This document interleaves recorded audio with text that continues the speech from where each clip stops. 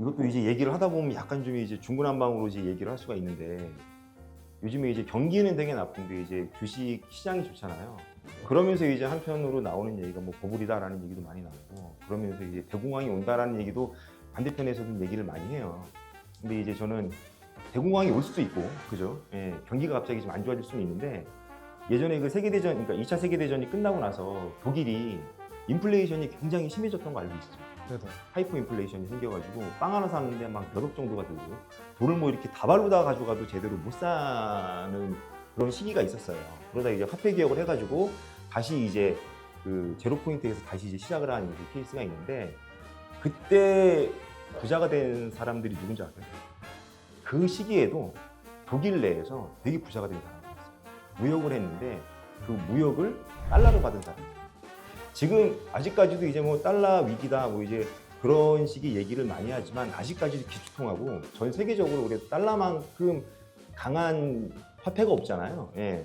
그래서 이제 그때 같은 경우에 한간에 이제 나온 얘기 중에 하나가, 은행에 돈을 모은 사람보다 그냥 하루하루 이렇게 술주정뱅이처럼 술을 먹은 사람이 모아놓은 술병의 가치가 훨씬 더 크다라는 얘기를 많이 했었어요. 그래서 그때 이제 굉장히 돈을 많이 번 사람이 그 무역으로다가 달러를 받아서 그 달러로다가 또 공장을 사고 또 돌려서 수출을 해가지고 달러를 받고 한 사람이 진짜 세계적인 부자가 됐는데, 제가 그거를 들으면서 드는 생각 중에 하나가, 우리나라에서도 저축을 이런 시기에 달러로 해놓으면 괜찮겠다라는 생각을 굉장히 좀 많이 했거든요. 근데 달러로 가입할 수 있는 상품 자체가 많지는 않습니다. 그래서 그런 것들을 좀 그 해치할 수 있는 부분이 보험사에 달러로다가 저축할 수 있는 상품이 있거든요. 진짜요? 있어요. 예를 들어서 만약에 5년 동안 납입을 하고 10년 뒤에 받는 게 예를 들어서 만약에 125%다.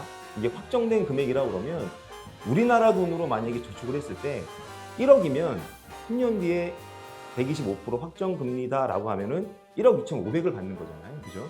비과세로 받아도 그냥 1억 2,500을 받는 건데, 만약에 달러로 125%가 확정된다라고 그러면 내가 내는 돈도 달러로 환전해서 저축을 해주지만 나중에 10년 뒤에 받는 금액이 지금 현재 가치로 1억 2,500, 딱 달러로다가 받는 거거든요. 그러면은 그 당시에 원달러 환율이 높으면 상대적으로 내가 더 이득을 많이 보는 겁니다. 예, 그래서 저는 그 달러로다가 저축할 수 있는 상품이 되게 큰 메리트를 느껴가지고 요즘에 만나는 분들한테 이제 그 얘기를 굉장히 좀 많이 해요. 만약에 저축을 하신다라 그러면 이쪽 달러를 이용을 해서 저축을 하셔라라는 얘기를 좀 굉장히 좀 많이 하고, 지금 그 미국에서도 지금 금리를 지금 내릴 예정이잖아요, 그죠? 미국에서 금리를 내리면 우리나라도 이제 그 금리가 내려갑니다. 근데 이제 금리가 내려가면 아무래도 저축 상품이나 아니면 연금 상품 같은 경우에는 예정이율이 더 떨어질 수밖에 없어요. 그래서 만약에 내년에 금리가 떨어져서 예정이율이 낮은 거로 가입을 하는 것보다 올해 가입을 하는 게 장기적인 상품에 대해서는 이제 훨씬 더 이득이 크죠. 한국이 망한다 이런 얘기 계속 있잖아요. 네, 사실. 예. 미장이라든가 아니면 뭐 달러 투자해야 되는 얘기가 계속 나온 것 같은데, 네. 지원장이 생각하실 때는 진짜로 좀 한국에 큰 이익을 찾아올까? 근데 그게 뭐 우리나라뿐만이 아니고 다른 나라도 전부 다 마찬가지니까.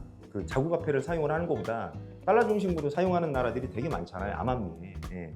그 아무래도 이제 뭐 자국 화폐가 약해지면 이제 나라의 기강이 좀 이렇게 좀 약해질 수가 있는데, 전 세계적인 추세라고 저는 봐요. 예. 그렇다고 해서 뭐 우리나라를 떠나서 뭐 다른 나라에서 산다 손 치더라도 우리나라가 망하고 우리나라가 없는 상황에서 뭐 다른 나라에서 사는 게 크게 뭐 의미가 있나? 저는 이제 그렇게 생각을 해요. 망해도 그냥 우리나라에서 저는 그냥 살겠다. 그렇기 때문에 그냥 달러 기반으로다가 이제 저축 상품도 이제 준비를 해놓고, 예. 그다음에 또 뭐 주식 같은 것도 하는 이유가 또 그래서 또 하는 것도 있죠. 예. 아무래도 이제 돈의 가치라는 게 나라에서 돈을 많이 찍어내면 상대적으로 내 주머니에 있는 돈의 가치는 떨어질 수밖에 없으니까 그거를 해치할 수 있는 방법이 투자잖아요, 그죠? 그래서 보통 이렇게 그 물가가 인상이 되는 게 보통 인플레가 보통 2%에서 3% 사이를 보는데, 그 이상의 이제 그 투자를 해놔야 내 돈에 대해서 손해를 안 보니까 이제 보통 투자를 하는 거니까. 네, 그래서 안전하게 저는 이제 투자하는 거를 좀 많이 좀 권하고 있고, 안전하게 투자하는 것 중에 보험 상품이 굉장히 좀 안전한 투자 상품으로 들어가긴 합니다. 지금 상황에서 기대해 볼 수 있는 뭔가 호재 같은 건 뭐가 있을까요? 제가 전문가가 아니라서 또 이런 얘기를 드리는 게 되게 좀 조심스럽긴 하지만, 일단은 그 금리가 인하된다라는 게 예정이 돼 있고 아직 확정된 건 아니지만 거진 뭐 확정시 돼 있고 금리가 내려가면 상대적으로 경기 둔화 때문에 보통 이제 그 금리를 내리는 거거든요, 그죠? 그렇다라 그러면은 그 돈이 많이 풀린다는 얘기이기 때문에 그 많이 돈 풀린 게 보통 주식이나 부동산, 코인 쪽으로 많이 흘러가긴 합니다. 최근에 그리고 또 그 금값이 사상 최고를 찍으면서 많이 빠졌잖아요. 그래서 많이 빠진 그 돈이 지금 주식이랑 그다음에 코인 쪽으로 지금 넘어가고 있다라는 얘기를 많이 하고 있긴 해요. 근데 이제 그 시기에 맞춰가지고 저희가 뭐 주식이나 코인을 하자라는 게 아니고 상대적으로 이제 위험할 수가 있으니까 위험 자산 쪽으로 가는 것보다 좀 일정 부분은 띄어서 안전하게 운영할 수 있는 요 보험 쪽으로 준비를 하시는 것도 굉장히 메리트가 있다. 또 그 중에서도 또 달러 기반으로 저축을 할 수 있는 상품을 가입을 하시는 것도 굉장히 매력적이다라는 걸 좀 말씀드리죠. 금 같은 경우는 사실 유형 자산이잖아요. 그렇죠. 예. 유형 자산이고 사실은 어떻게 보면 물론 현금은 아니지만 사실 현금 할 수 있는 가장 빠른 방법 중에 하나라고 생각을 하고 또 그렇기 때문에 안전하다고 사람이 생각을 하는 것 같은데 근데 금은 따로 보험이 없을까요? 금은 보험은 없는데 이제 금방에 가서 직접적으로 금을 사는 사람들은 잘 없어요. 이제 이렇게 주식에 투자하듯이 그 금 ETF라고 그래야 되나? 이제 그쪽으로 보통 투자를 해서 조금씩 모으는 거지. 금을 실제적으로 제가 금방에 가서 돈을 주고 금을 사서 모으는 사람들은 그렇게 많지는 않습니다. 이게 그 영화나 그런 거에서 보던 것처럼 진짜로 막 금을 쌓아두고 뭐 이렇게 그러신 분들은 일반적으로 우리가 이렇게 접할 수 있는 분들은 아닐 거예요. 그 금바 하나에 이게 얼마인데, 그죠? 그죠. 그러면 금 투자 자체를 저도 사실은 잘 모르다 보니까 사람들이 맨날 금에 투자를 해야 된다 이런 사람들이 있어서 근데 금에 투자를 한다는 것 자체에 발상 자체가 없는 사람이다 보니까 어떤 식으로 그게 되는지 자체를 몰라서 저도 유일하게 안 하는 투자 중에 하나가 금이에요. 왜? 유일하게. 아니 그쪽으로는 시원하게 시작을 못했어요. 그리고 또 뭐 하고 싶은 생각이 좀 잘 들지도 않고 뭐 이제 번외 얘기긴 한데 이제 부동산 쪽으로도 관심이 많이 있거든요. 또 예전에 또 20대 때 또 나름 또 공부를 해갖고 또 공인중개사 자격증도 따놓은 상태고 근데 부동산으로 보통 이제 이렇게 그 돈을 버는 것 자체가 요즘 같은 경우에 이제 쉽지 않은 이유 중에 하나가 집 한 채로다가 사고 팔고 하면은 그래도 어느 정도 차익을 좀 실현을 할 수가 있어요. 근데 한 채에서 두 채에서 세 채로 넘어가는 순간 취득세가 굉장히 많이 늘어나고요. 그 다음에 또 차익을 받아서 치더라도 양도소득세 때문에 이제 다 세금으로 내거든요. 그리고 또 그거를 또 보유하는 기간 동안 또 보유세도 내야 돼요. 그래서 그런 것들을 전부 다 따지면 보통 두 채, 세 채가 되는 순간 차액을 실현을 하기가 또 그렇게 또 많은 돈을 벌기가 또 쉽지가 않거든요. 그래서 이제 똘똘한 한 채 얘기도 이제 많이 나오는데 그래서 저는 이제 그런 것들을 전부 다 감안을 했을 때 그래도 안정적으로 그다음에 또 변동성에 크게 영향을 주지 않으면서 뭔가를 운영을 할 수가 있는 게 안전한 주식을 좀 장기간 보유하자. 그다음에 또 그러면서 또 나름대로 공부를 하는 것 중에 하나가 금처럼 또 중요하게 생각되고 있는 자산이 또 아무래도 요즘 같은 경우는 비트코인이고 이더리움이기 때문에 또 비트코인과 이더리움 쪽에도 또 관심을 갖고 또 조금씩 또 준비를 하고 있고 그러면서 이제 그런 것들에 대한 변동성을 이길 수 있는 게 보험 쪽으로 코어를 잡아놔야지만 또 그런 것들을 이길 수가 있거든요. 올라가면 올라가는 대로 또 떨어지면 떨어지는 대로 못 버티는 게 또 사람 본능이기 때문에 그런 것들을 잘 버티기 위해서는 이제 보험 쪽으로 좀 탄탄히 좀 잡아놔야 그런 것들을 좀 이길 수가 있습니다. 그래서 시간이 지나서 그래도 내가 그래도 잘 버텼구나 라고 할 수 있는 좀 그럴 수 있는 뒷배가 될 수 있는 게 아무래도 좀 보험저축이다 라는 생각을 저는 강하게 가지고 있습니다.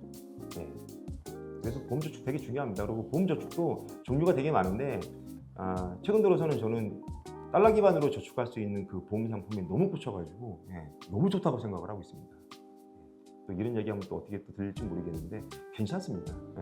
우리나라 돈에 투자를 하는 것도 괜찮지만 달러 쪽으로 연동해서 돼 있는 보험 저축 상품으로 가져가는 거 그것도 제가 좀 강력하게 추천을 좀 드리는 내용 중에 하나입니다. 그래서 뭐 이제 큰 공황이 올 수가 있고 나라는 망할 수가 있어도 내 돈을 지키는 거는 그런 식으로 지키면 호랑이한테 잡혀가도 정신만 차리면은 살 수 있다고. 큰 공황이 오더라도 내가 제대로 준비를 해놓고 내가 정신만 제대로 차리면 그때가 또 기회일 수가 있습니다. 그러면 안 되겠지만 그 영화 국가부도회나 보셨어요? 보진 못했는데 그냥 짤로 다 보고 있어요. 짤로 다. 그 실제 나오는 거. 짧게 보고 있습니다. 사실 그때 IMF 때잖아요. 맞아요. 97년도. 그런 공황이 찾아왔을 때 저희가 지금 가지고 있는 보험들은 재기능을 할까요? 아무래도 뭐 1차적인 보험, 내가 아프고 다쳤을 때 보장받는 것들은 그래도 기능을 하죠. 근데 이 상대적으로 저축 상품 같은 경우에는 돈 가치가 많이 하락을 한다라고 하면 상대적으로 그 기능을 못 할 수 있어요. 왜냐면은 뭐 5년 뒤, 10년 뒤에 받을 금액은 정해져 있는데 상대적으로 돈 가치가 떨어지면 거기에 있는 내 돈은 상대적으로 녹는 것밖에 안 되잖아요. 그러니까 예를 들어서 만약에 내가 2천만 원을 받기로 되어 있는데 국가부도식으로 나가지고 우리나라 원화 가치가 굉장히 떨어졌다. 그거는 은행에 돈을 모아놓든 내 주머니에 돈을 모아놓든 보험 쪽으로 돈을 모아놓든 다 가치가 떨어지는 건 똑같습니다. 그 기능을 제대로 못하는 거는 마찬가지예요. 네. 그래서 제가 이제 오늘 말씀드린 거는 우리나라에 큰 위기가 왔을 때 어떻게 준비를 해놓으면 그래도 어떤 식으로 또 보험을 또 준비를 해놓으면 상대적으로 좀 이득을 볼 수 있는지 상대적으로 뭐가 좋을지에 대해서 좀 간략하게 좀 말씀 좀 드려봤습니다. 예. 이상으로 스마트한 보험의 박성태 지점장이었습니다. 감사합니다.